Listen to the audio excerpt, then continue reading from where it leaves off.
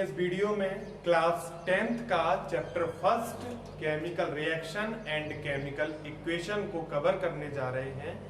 पिछले वीडियो में हमने देखा था कि केमिकल रिएक्शन क्या होता है और वो किस तरीके से फंक्शन करता है, उसके कुछ एग्जांपल्स देखे थे और प्रॉपर्टीज देखे थे। इस वीडियो में हम ये देखेंगे कि केमिकल इक्वेशन क्या है तथा हमें केमिकल इक्वेशंस की आवश्यकता क्यों पड़ी और हम केमिकल इक्वेशंस को और बेटर तरीके से और बेटर वे में किस तरीके से लिख सकते हैं और उनको जानकारी प्राप्त कर सकते हैं। चलिए तो शुरुआत करते हैं। केमिकल इक्वेशन, केमिकल इक्वेशन को रासायनिक समीकरण कहते हैं। क्या कहते हैं? रासायनिक समीकरण। केमिकल का मतलब होता है रासायनिक और इक्वेशन का मतलब होता है समीकरण। जैसे कि मैथमेटिक्स में हम इक्वेशन पढ़ते हैं उसी तरीके से हम यहाँ पर भी केमिकल्स में इक्वेशन को बनाते हैं। अब यहाँ पर है, दरअसल बच्चों के दिमाग में फर्स्ट क्वेश्चन यही आता है कि sir what is chemical equation? Chemical equation है क्या? तो सिंबॉलिक रिप्रेजेंटेशन। अब सिंबॉलिक शब्द आया है मींस सिंबल। सिंबल चिन्ह होते हैं। अब चिन्ह किसके? तो चिन्ह वह सबस्टेंस के, उस सबस्टेंस के जो एक रिएक्शन में, एक केमिकल रिएक्शन में भाग ले रहा है। ओके, तो जो केमिकल रिएक्शन में भाग ले रहा है या फिर उसमें केमिकल रिएक्शन में इन्वॉल्व है, सम्मिलित है, उसको हम उसके सिंबल्स को लेंगे, उसके फॉर्मूले को लेंगे। और सिंबल जो है वो ज्यादातर आपको पीरियोडिक टेबल से मिल जाएंगे, जो कि 10th क्लास में भी चैप्टर 5 में क्लासिफिकेशन ऑफ पीरियोडिक टेबल में आप लोगों को पढ़ाया जाएगा। और साथ ही साथ में आप लोग एक चार्ट ला सकते हैं मार्केट से खरीद कर, जिससे आप क्या हो सकते हैं उससे पढ़ सकते हैं आप। और आपकी एनसीईआरटी बुक में भी पीरियोडिक टेबल दिया हुआ है चैप्टर 5 में, तो आप वहां से एलिमेंट जो आपकी बुक में है लगभग 25 to 26 एलिमेंट जो कि आपको पढ़ाए जाएंगे उनके बारे में अच्छी तरीके से पढ़ लें। और यदि आपको फिर भी कोई परेशानी आती है फॉर्मूले बनाने में या फिर ना समझने में, तो आप क्लास 9th में मैं नीचे डिस्क्रिप्शन में लिंक दे दूंगा, तो आप वहां पर जाकर उसको पढ़ लीजिए और फिर समझ लीजिए। चलिए तो अब यहाँ पर देखते हैं जो सिंबॉलिक रिप्रेजेंटेशन होता है केमिकल रिएक्शन का with the help of substance involved in it.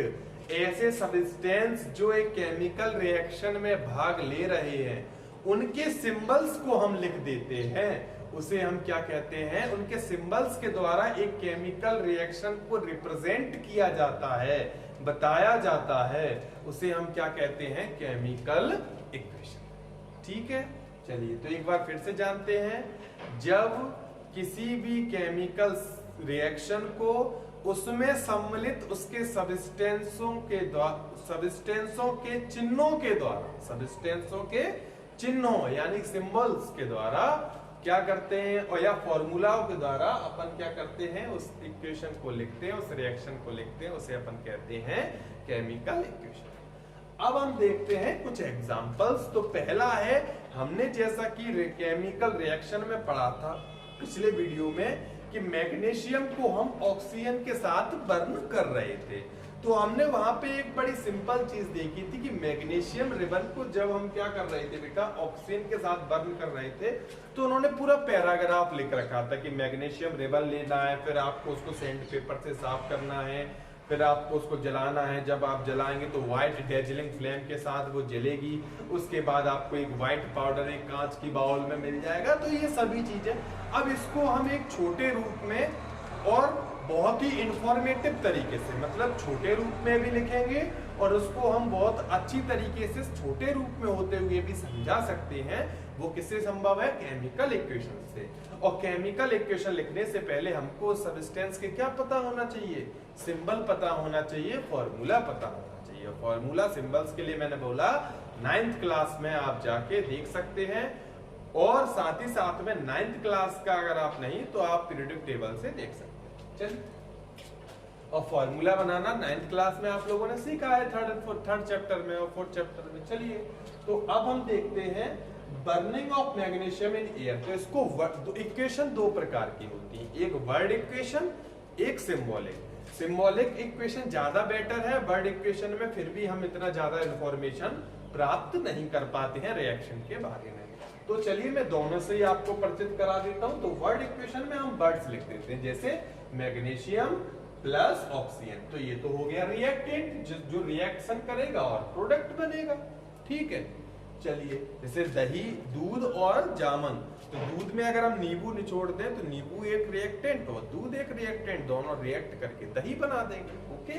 तो यहाँ पे मैग्नीशियम प्लस ऑक्सीजन, तो ये क्या बनाएंगे बेटा आपको, मैग्नीशियम ऑक्साइड। ये हमने वर्ड इक्वेशन में वर्ड्स में लिख दिया इसको इक्वेशन। अब इसको हम सिंबॉलिक कैसे लिखेंगे, तो मैग्नीशियम का सिंबल होता है Mg और ऑक्सीजन का O होता है, लेकिन सिंगल O एक O एटम को दर्शाता है और जो गैस होती है वो 2 ऑक्सीजन एटम से बनती है, इसलिए हम यहाँ पे O2 लिखेंगे। तो मैग्नीशियम प्लस ऑक्सीजन, तो हमको मिल गया मैग्नीशियम ऑक्साइड। कुछ बच्चे सोच रहे हो सर इधर O2 है इधर सिर्फ O है, तो ये चीजें आपको समझ में आएंगी जब हम बैलेंस और अनबैलेंस्ड केमिकल रिएक्शन पढ़ेंगे नेक्स्ट वीडियो में, इसलिए आप बिल्कुल ना घबराएं, ओके। चलिए अब आता है एग्जांपल नंबर 2, जिसमें हम देखेंगे zinc metal react with dilute sulphuric acid.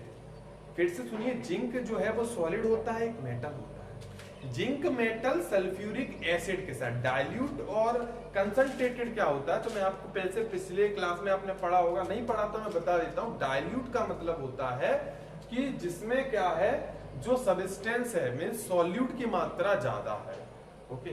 Solvent जिसमें घुल रहा है उसकी कम है, ओके।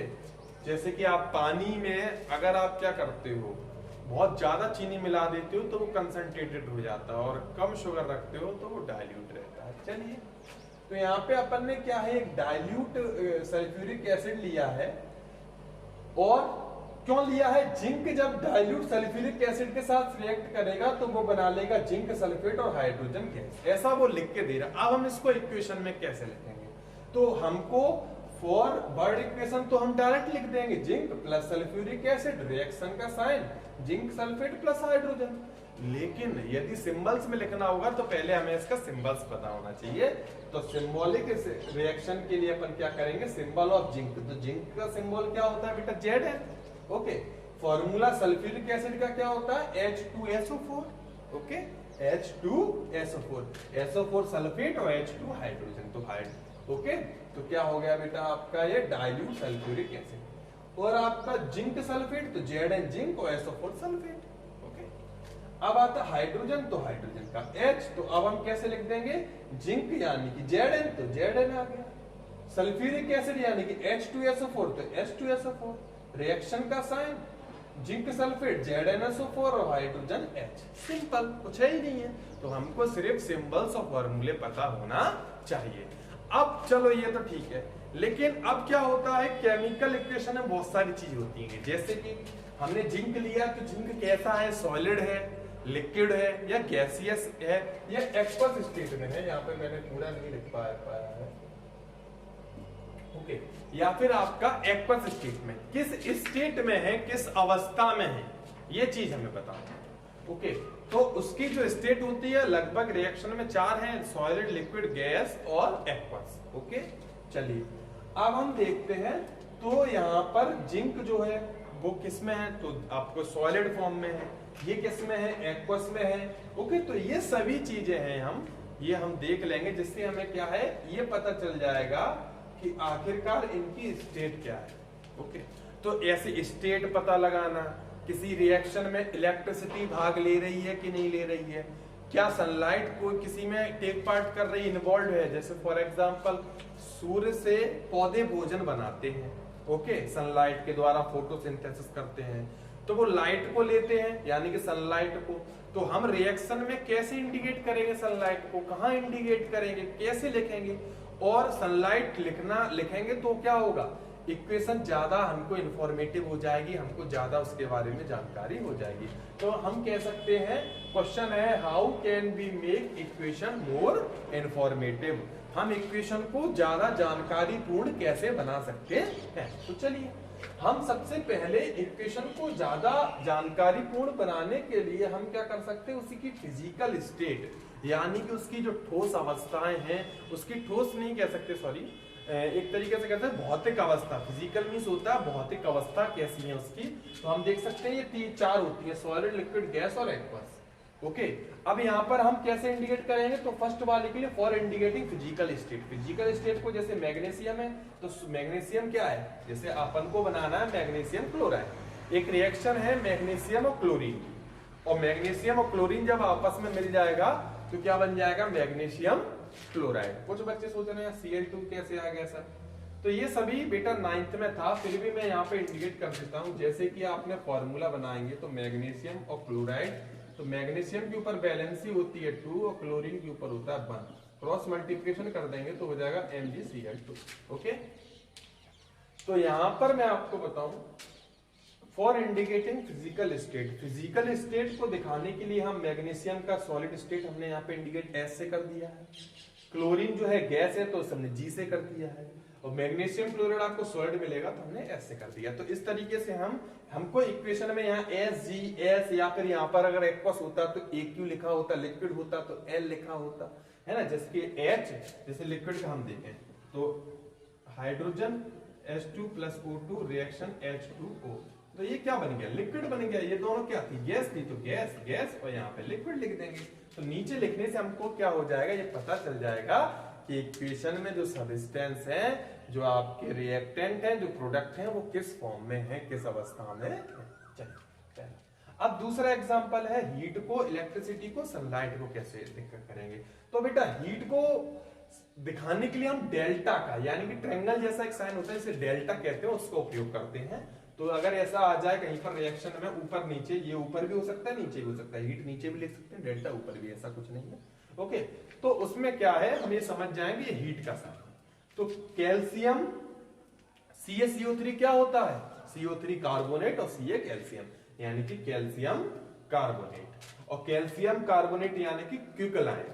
ओके, तो कैल्शियम कार्बोनेट को जब हम क्या करेंगे, कैल्शियम कार्बोनेट को हीट करेंगे तो बेटा अपन को क्या मिल जाएगा, कैल्शियम ऑक्साइड और कार्बन डाइऑक्साइड। CO होता है कैल्शियम ऑक्साइड और CO2 कार्बन डाइऑक्साइड। तो बड़ा सिंपल है, तो यहाँ पे हीट फॉर्म कर रही है। अब सिल्वर ब्रोमीन, सिल्वर ब्रोमाइड है, तो हम देखेंगे सिल्वर ब्रोमाइड को एक कटोरी में भर के जैसे हम सनलाइट में रखेंगे, तो यहाँ पे सनलाइट कैरी कर रही है, इसको सनलाइट में रखेंगे तो क्या हो जाएगा, सिल्वर अलग हो जाएगा और ब्रोमीन अलग हो जाएगा। ओके, तो यहाँ पे सनलाइट को हम ऐसे इंडिकेट कर सकते हैं। ओके, आप इस पे ध्यान दीजिए, हीट, सनलाइट, इलेक्ट्रिसिटी, तो हम यहाँ पे इसको और इंफॉर्मेटिव बना रहे हैं और जानकारी पूर्ण बना रहे हैं। ऐसे ही 2H2 यानी कि पानी है, अब पानी में जैसे ही हम पानी से इलेक्ट्रिसिटी पास करते तो हाइड्रोजन अलग हो जाता है, ऑक्सीजन अलग हो जाता है। आप ये चीजें कब पढ़ोगे, आप इसमें आप घबराइए नहीं बिल्कुल भी रिएक्शन को देख के, क्योंकि हम आगे टाइप ऑफ केमिकल रिएक्शन में जाएंगे, वहां पर decomposition reaction, combination reaction, electrolysis, okay, photolysis, इन सभी रिएक्शंस के बारे में चर्चा करेंगे। ओके, तो यहाँ पर पानी में, जब पानी में से हाइड्रोजन और ऑक्सीजन को अलग करते हैं तो इलेक्ट्रिसिटी को पास कराते हैं। और ऐसे ही अब यहाँ पे आता है गैस लिबरेशन, गैस का निकलना, तो इसके लिए हम अप हेड एरो, यानी कि एरो का जो सिर है वो ऊपर की तरफ अप हेड होना चाहिए।